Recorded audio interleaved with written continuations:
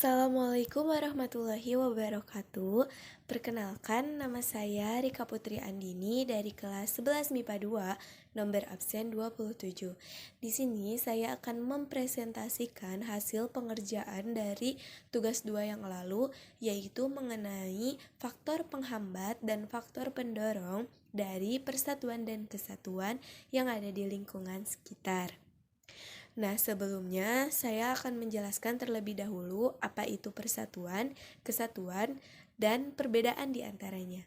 Menurut Kamus Besar Bahasa Indonesia edisi keempat, persatuan adalah gabungan, ikatan, atau kumpulan dari beberapa bagian yang sudah bersatu, berserikat, atau serikat. Persatuan berasal dari kata satu, yang artinya utuh dan tidak terpecah belah. Nah, selanjutnya kesatuan. Apa itu kesatuan? Menurut Kamus Besar Bahasa Indonesia, kesatuan ini bisa diwakilkan oleh 4 kata. Yang pertama yaitu perihal satu, yang kedua satuan, yang ketiga keesaan, dan yang keempat sifat tunggal. Nah, lantas apa perbedaan antara persatuan dan kesatuan? Nah, perbedaannya yaitu kalau persatuan merupakan suatu proses dalam keadaan membentuk masyarakat untuk bersatu. Sedangkan kalau kesatuan merupakan wujud dari proses tersebut atau wujud dari bersatunya masyarakat yang sudah terbentuk. Baik, sekarang saya akan menjelaskan tentang faktor penghambat dan faktor pendorong yang terjadi di lingkungan masyarakat sekitar saya. Nah, kita mulai dari faktor pendorong. Di sini ada 3 faktor pendorong ya. Yang pertama yaitu adanya kegiatan kerja bakti yang dilaksanakan setiap hari Minggu.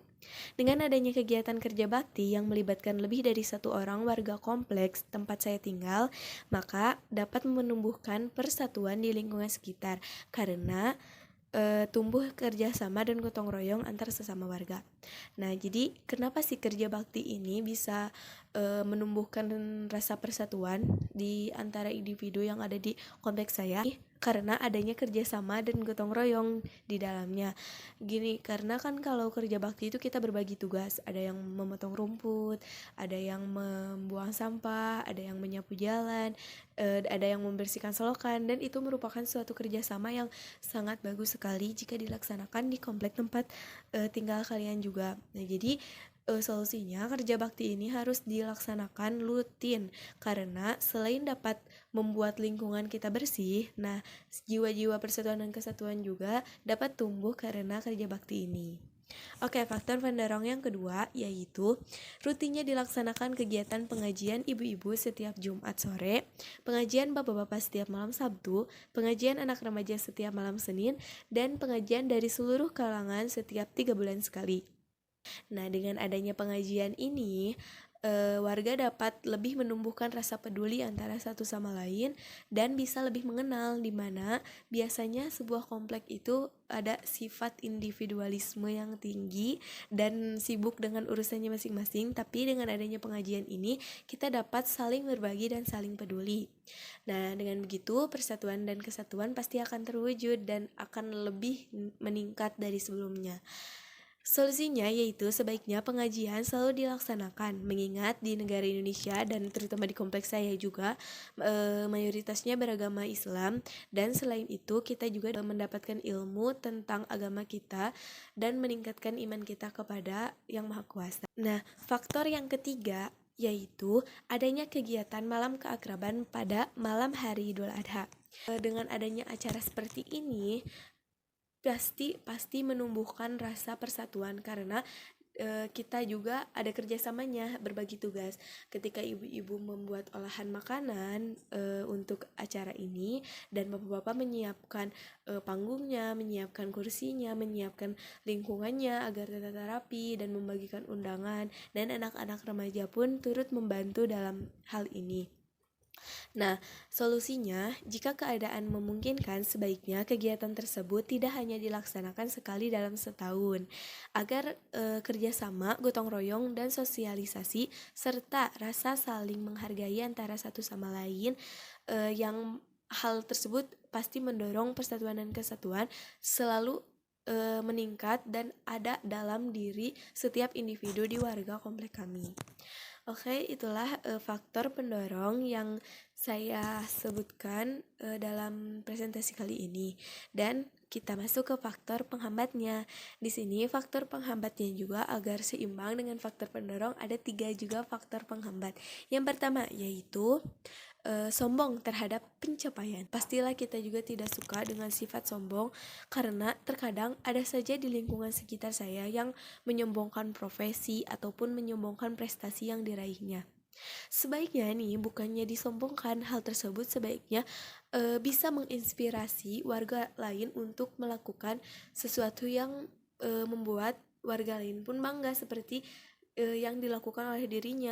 Sebaiknya dia memberikan ilmu gitu terhadap warga yang lain agar warga yang lain juga terinspirasi dengan profesinya, ataupun begitupun dengan prestasinya. Jangan dijadikan sombong, tapi tetap ada saja warga komplek yang ya dia merasa sombong gitu di kompleknya, dia merasa paling hebat sendiri gitu. Ya, yang kedua yaitu keras kepala, egois, dan rasa ingin menang sendiri.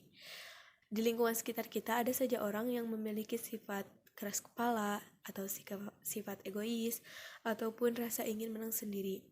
Karena kalau misalnya kita pun seperti itu, sebaiknya kita membenahi diri kita terlebih dahulu. Kita pun harus bisa mengontrol diri kita sendiri agar tidak terjadi hal itu, karena hal itu bisa memancing perpecahan. Karena dengan adanya orang yang keras kepala, egois, dan rasa ingin menang sendiri, tidak menghargai orang lain, itu akan membuat orang lain pun benci terhadap dirinya dan akan menimbulkan perpecahan. Nah, solusinya kita sebagai bagian dari masyarakat yang menyadari adanya orang yang bisa memicu perpecahan, sebaiknya dinasihati secara baik-baik dan secara lembut, dan berikanlah respon yang baik juga, sedikit demi sedikit membantu dirinya untuk merubah menjadi pribadi yang lebih baik lagi. Dan faktor penghambat yang terakhir, yang ketiga, yaitu menyebarkan aib orang lain. Ketika dia mendengar pembicaraan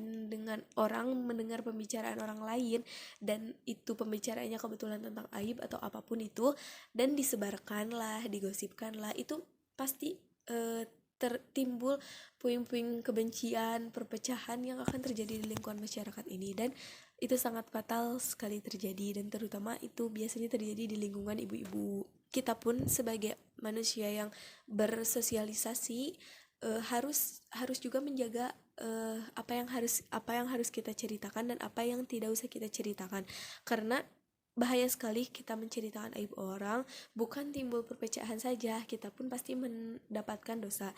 Nah, solusinya hal ini harus dihindari, karena menyebarkan aib orang itu merupakan hal yang tidak terpuji.